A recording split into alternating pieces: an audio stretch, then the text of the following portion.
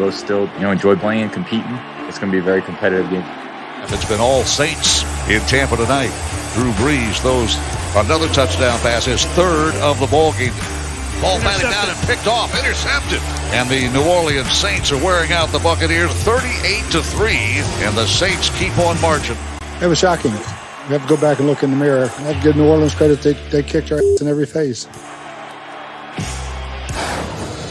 Welcome back to First Take. We're coming to you live from above the Heineken River Deck at Pier 17. A lot happening in the NFC this week. Seahawks and Bucks losing, and the Packers and Saints with big wins to take the lead in their respective divisions.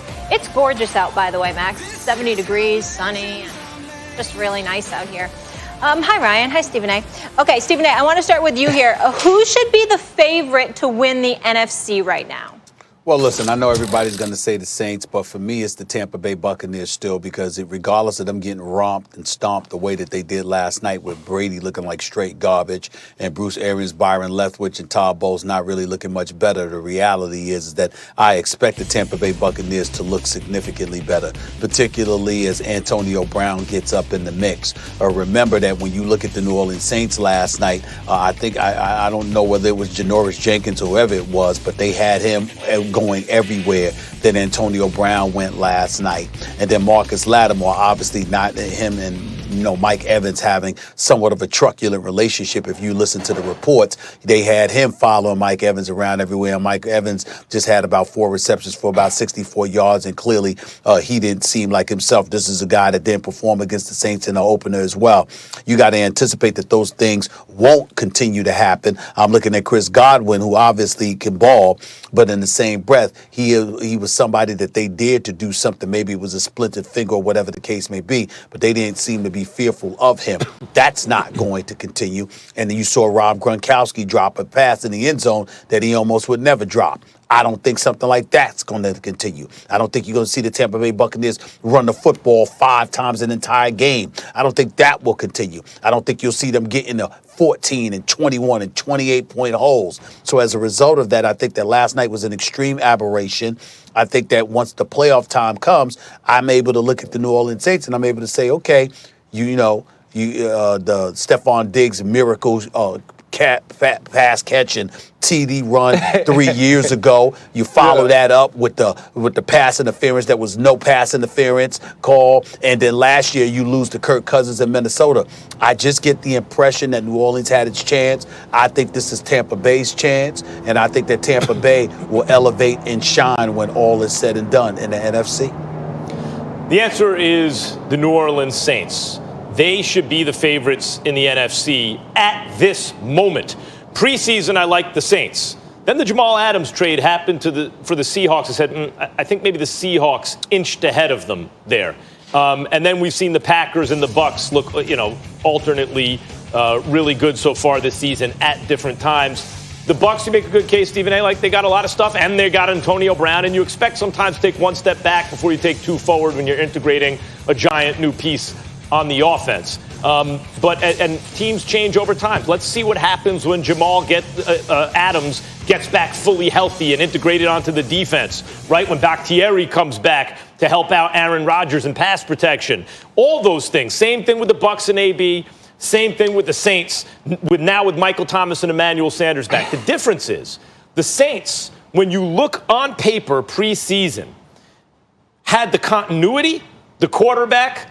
In recent years, the run defense that other dynamic offenses lacked around the league, when you looked at the Chiefs a couple years ago or teams like that, you said, well, they have the offense, but can they stop the run when they need to? The Saints look a little bit better set up that way. The thing that they were missing, all-world running back, all-world receiver, all-world, obviously, quarterback, was a number 2 receiver. They picked that up in Emmanuel Sanders, but they really haven't had their full complement of players yet this season. And they picked up Quan Alexander, who's a good linebacker, to buttress the defense.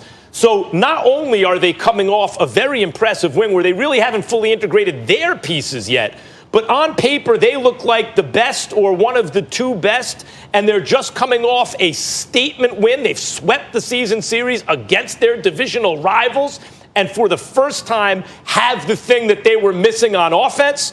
When you look at it, considering how they're playing and what they have, I'd have to say at this moment, the Saints are the favorite in the NFC. Man, listen, I was on the Tampa Bay train, and here's why I was. Because I thought to myself, the Saints will be better than Tampa Bay at the beginning of the season. And then Tampa Bay will continue to ascend as they get the chemistry, as they start to come together, and they'll be the best team. But Tampa Bay is kind of riding this roller coaster. And so then I look back at the Saints and I start to think, why did I believe that they would win the NFC South in the beginning of the season?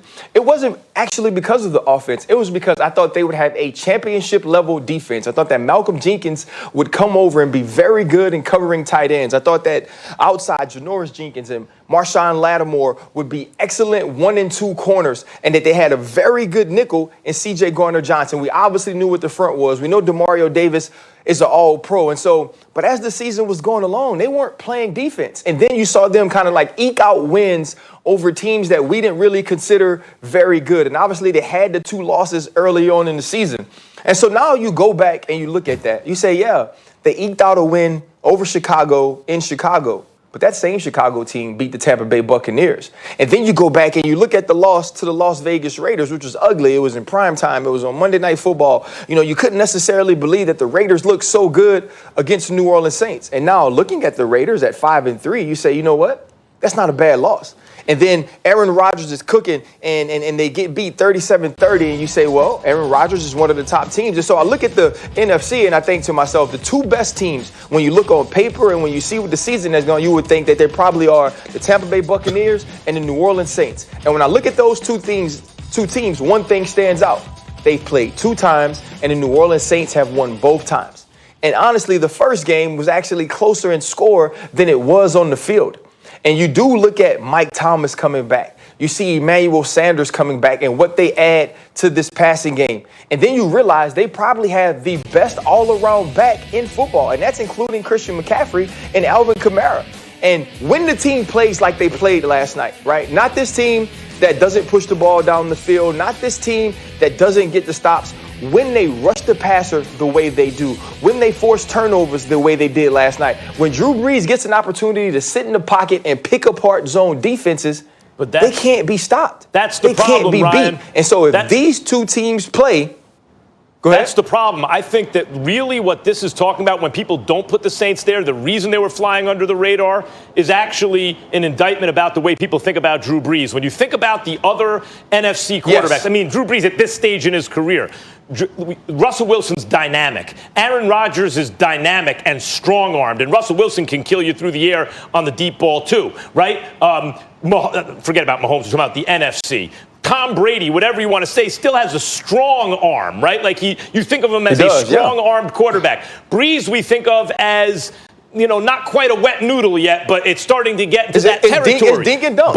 But right, yeah, but he's super, does he, and he's not fast like some of the other guys, but does he have other qualities that are extraordinary that offset it? He's the most accurate, right? Like Drew Brees is the most accurate passer of all time. And a lot of the yards through the air, I think, have been artificially depressed by the fact that Michael Thomas and Emmanuel Sanders haven't been available to him. So I think a lot of the perception of the Saints is not really ultimately the team you pick, is actually talking about the way the public feels about Drew Brees. And I'm just here to say, with his weapons now, I think we see a different Drew Brees, and people are going to start readjusting the way they think about this team. I have no idea whether you're even capable of giving a quick answer to this question, but I'm going to try, Max Kellerman. Over the last 3 years, have the New Orleans Saints been Super Bowl contenders, yes or no? Yes. Have they let you down? Yes. Thank you. How many strikes do you get? I just they didn't have a number 2 receiver. I'm just saying, there's 3 strikes. No one's questioning the greatness of the New Orleans Saints in terms of their talent, what they can do against whom. The point is that you only get but so many shots. We've lamented this on many occasions, especially you, Ryan, as a football aficionado that you are. Listen, you do get to a point. You do get to a point where it ain't even about your talent. It's about the fact that you had not 1, not 2, but 3 separate chances, Stephen, and you couldn't get it done. So I'm just looking at it. But if that's the case, Stephen, that's where I'm at. I'm sorry, Ryan. Go ahead. I apologize. Yeah, in your sport, though, you got it, Stephen. In your sport, though, You can say the same thing about a guy like LeBron James. It was time after time that he was getting there and he wasn't winning. No. And can I retort? And then let me respond to that. I disagree with absolutely. you. I disagree with you because in a sport like basketball, individuality can conquer a lot of things. Like the greatness of LeBron James compared to others is so clear. You know, I mean, clear to everybody but Max Kellerman until Kawhi Leonard went home. But the bottom line is, you look at the individuality of basketball, that's different. Football needs so many different components to come together. Stephen A., I have no idea. But this team is retooling. I have no idea if you're capable of answering this quickly. But I'm going to ask you anyway. Have the Saints got bad breaks over the last 3 years from the refs, yes or no? Have they had bad breaks, yes or no, in the playoffs? Could you ask the question again? Have the Saints gotten bad breaks from the refs in big moments in the playoffs in the last several years? Two of the first 2 years, yes. Not last year against Minnesota. Okay. They certainly have. Listen, it's a new America. Anything can happen, everybody. Quick break here on First Take. When we come back, we all know Patrick Mahomes is the best player in football, but are we